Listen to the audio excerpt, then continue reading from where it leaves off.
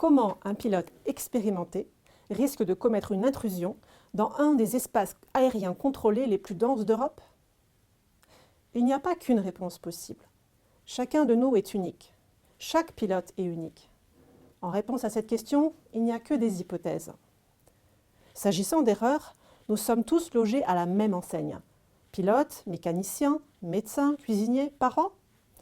Multipliez par 5 le nombre d'heures qui vous séparent de votre réveil ce matin. Vous aurez une évaluation du nombre minimal d'erreurs que vous avez commises. Trébucher, mal doser son café, oublier ses clés, négliger certains points dans la préparation du vol?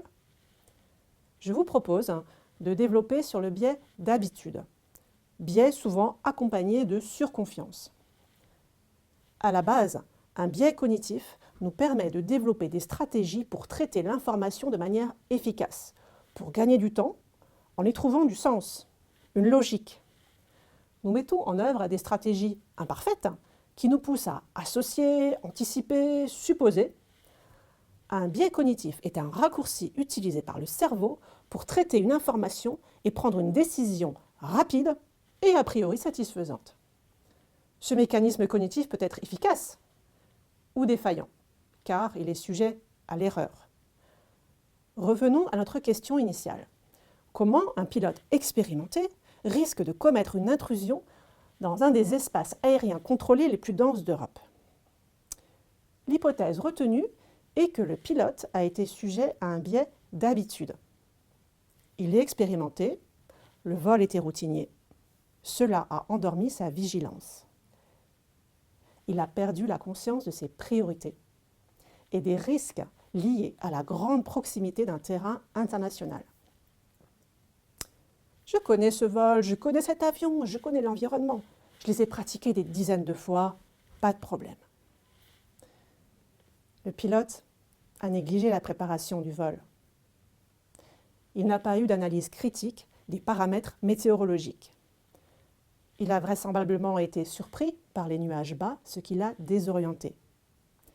Derrière sa machine, de manière inopinée, il n'a pas été capable de gérer sa trajectoire. 80% des événements dus à une erreur humaine sont le fait de personnes expérimentées pratiquant une activité de routine. On pourrait également retenir l'hypothèse que le pilote a eu un excès de confiance, un épisode de surconfiance. Si la surconfiance s'observe pour des personnes peu qualifiées dans leur domaine et qui surestiment leurs compétences, elle est surtout le fait de personnes expérimentées en situation de routine. Un pilote expérimenté, fort de ses expériences, serait facilement tenté de sacrifier quelques étapes de la préparation du vol au risque non maîtrisé de prendre des décisions mal éclairées. Comment se débiaiser?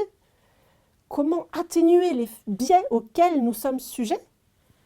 Comment prendre conscience d'un biais d'habitude ou de surconfiance? En préparation du vol, sortons du mode automatique. Chaque vol est unique. Cultivons l'humilité. Dans le contexte de ce vol, y a-t-il un risque que j'atteigne les limites de mes compétences? Le facteur humain est hautement contributif de la réalisation d'un vol en sécurité. Mais les facteurs organisationnels déterminent le cadre dans lequel évolue l'individu. Ils jouent un rôle déterminant. L'exemplarité de chacun au sein de nos structures, des aéroclubs, un dialogue ouvert et une saine confrontation entre les acteurs stimulera notre agilité, notre capacité à penser contre nous-mêmes pour rester lucides et nous aidera à nous débiaiser. La culture de sécurité de l'organisation, la dynamique de sécurité de votre aéroclub est à l'image de celle des hommes et des femmes qui le composent. Bonne préparation des vols, bon vol!